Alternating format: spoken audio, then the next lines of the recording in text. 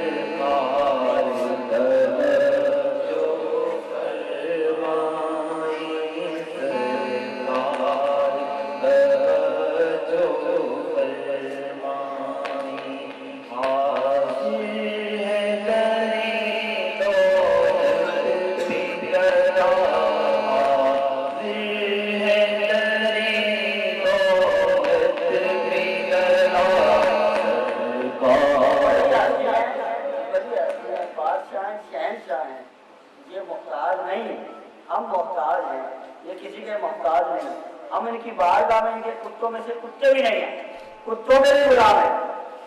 हम तो क्या है, नौकर हैं और नौकरी कर रहे हैं। हमारा हाल है, नौकरियां कर रहे हैं और अगर ये चाहें तो उठाकर फेंक दें और अगर चाहें तो सीधे से लगा दें।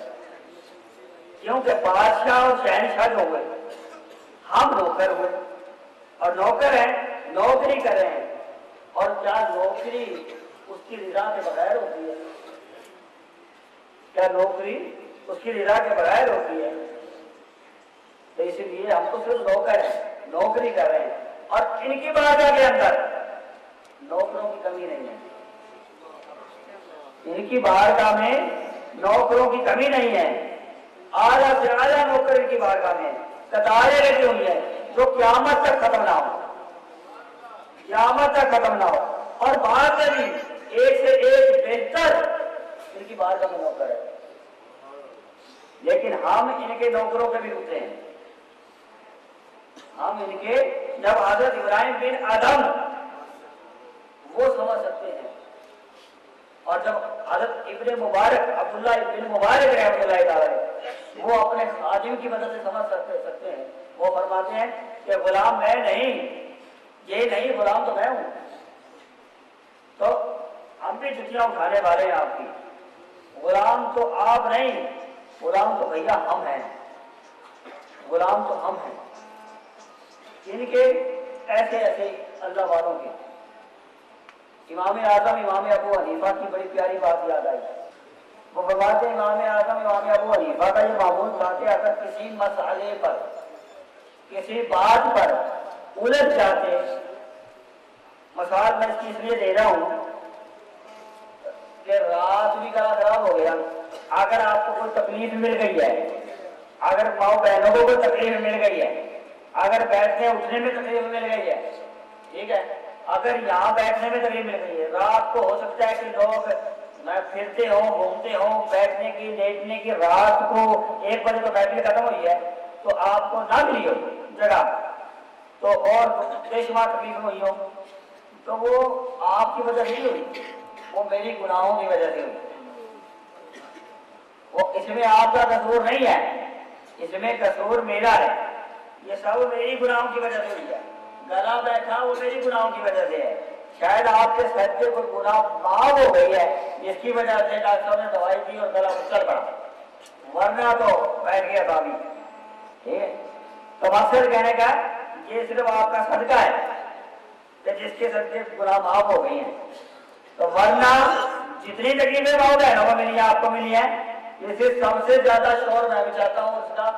तो इसे जमा किए, इकट्ठे किए, इनको विचारों को गुस्सा मेरा ज्यादा है, विचारों पर तड़िया रहते हैं, छुप जाते हैं, भाग जाते हैं मेरी शक्ल देख के, तड़िया देता हूँ इनको, पूरा भला कहता हूँ, मकसद के 10 बंदों के सामने बेइज्जती करता हूँ, यहाँ तक के माइक पे बेइज्जतियां करता हूँ। ये सब कुछ मेरी गुनाहों की वजह से है। इनका यह हाल था कि अगर कोई इल्मी मसाला किसी किस्म का भी उलझ जाता तो हमारे दिमाग में अबू हनीफा फरमाते कि ये मसला